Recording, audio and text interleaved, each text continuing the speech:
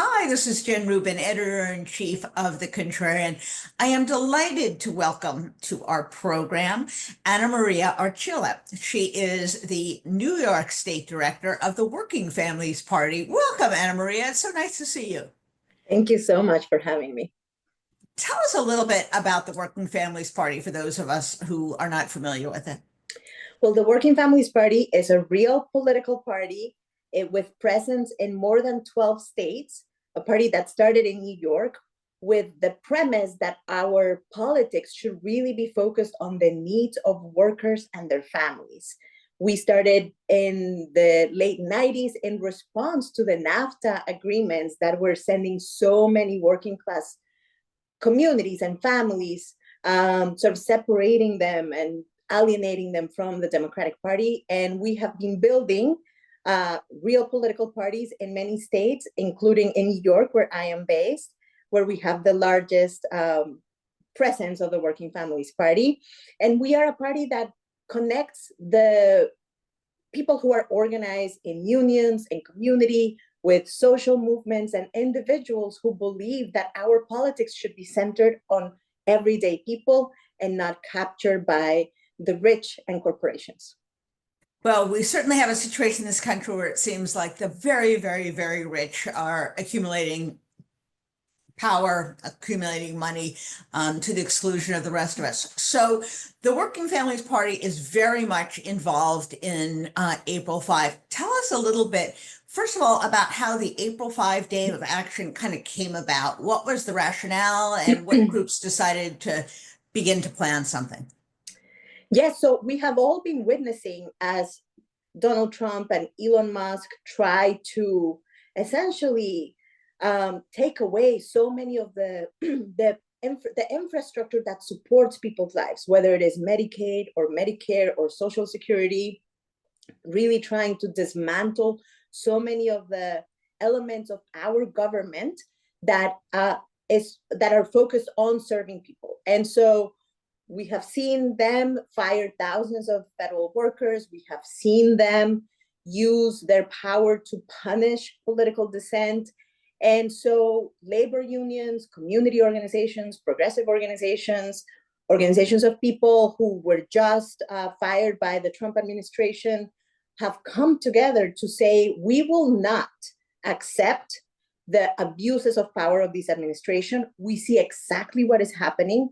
Elon Musk is trying to destroy the fabric of our society and our government so that he and other billionaires can get more money from what is owed to the rest of us. So we are saying hands off our unions, hands off our veterans, hands off our healthcare, hands off our families.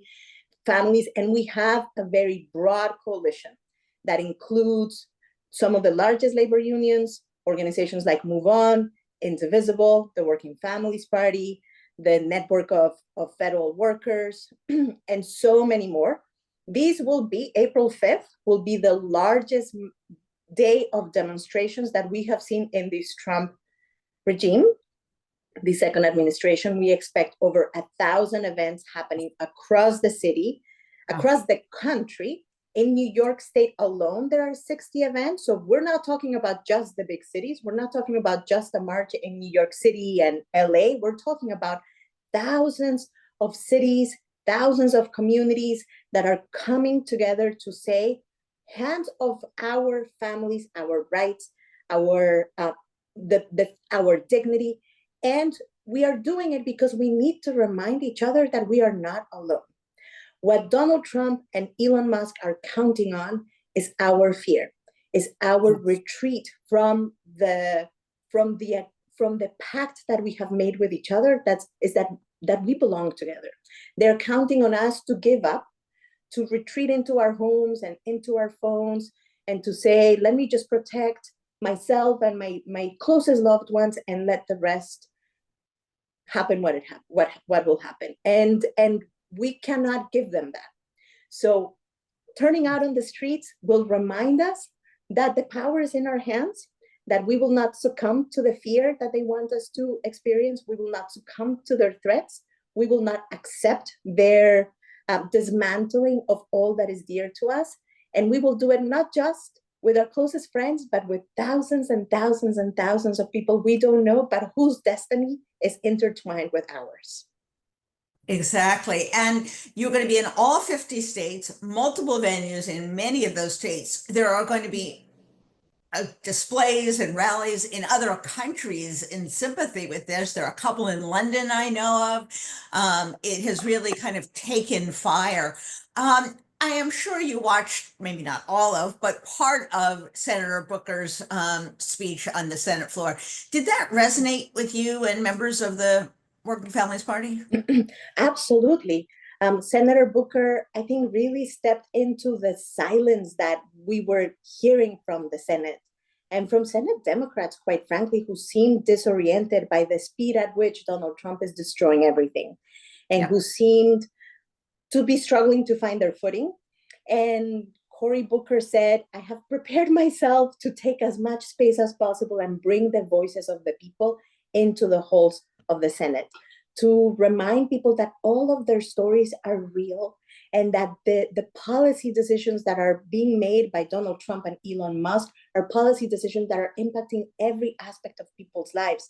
Right now, there are people who will lose their access to healthcare, who will lose their access to childcare, who will lose their Medicaid and their Social Security if we allow Elon Musk and Donald Trump to continue to destroy everything that we have built together. So we were so grateful to Senator Booker's leadership and sacrifice. What he did was monumental, just on a human level, and then politically so powerful to create the space for all of us to know our stories are intertwined. We have to put up a fight. Silence is not our friend. Actually, the more of us come and take space and speak together and rally together and act together, the more difficult we make it for any of them to pick us apart and to make us feel alone and to make us feel scared. And that's why April 5th will be beautiful, and then it will be followed, hopefully, by big actions on May 1st and so many more. And I think that really was the message that resonated, at least with me, that we have to do this together, that the American people collectively are much more powerful, have much more power than the few billionaires. And I think they have become very expert in saying, well, we'll go after this union or we'll go after this group of employees. But it's when we collectively act that something is truly possible. What would success be for you? What would you like at the end of the day on the 5th to look around and say, okay, we did it? Would it be numbers? Would it be the spirit? Would it be the size? What are you looking for? I think what will be true at the end of April 5th is that thousands of people who have been looking around and saying, who's going to do something, will realize they are going to do something, and they are not alone. And they will do something with thousands and thousands of others.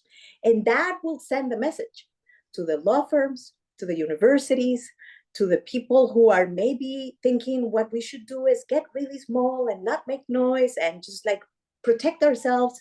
They will get the message that alone they are fragile, we are fragile, but together we are strong. And that's what we need to do. We are facing a real authoritarian threat. This is not a drill. It's really happening. Donald Trump is very serious about imposing a monarchy.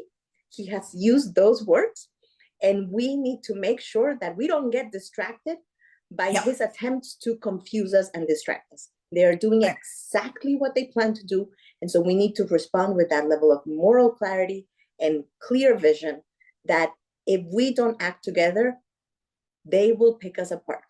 And in 1 year, we will find so much suffering from all the people that lost their healthcare, their jobs, their Social Security, their access to childcare, and their sense that their government has their back. This government is made of us. This is not just something that is given and then taken away. Our democracy lives when we act.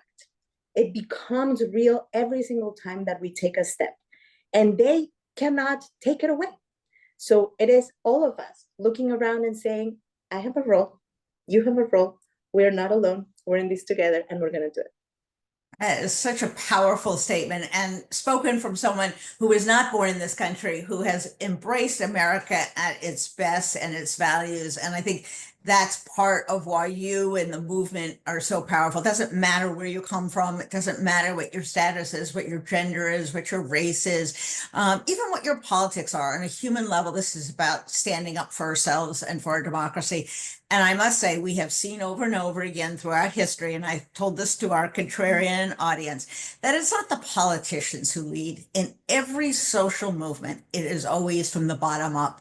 In the labor movement, the civil rights movement, the women's movement, the environmental movement. And it's going to have to be that again. And now you're finally seeing the politicians get a little bit more energized, a little bit more serious.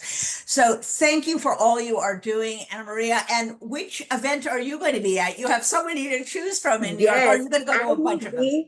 I will be in New York City with about 30,000 of my friends. Wow, that's fabulous. Yes. Well, best of luck. And Thank our you. very own Norm Eisen, Contrarians, is going to be there in Washington. He's going to be speaking at the Washington Monument. How do you like that?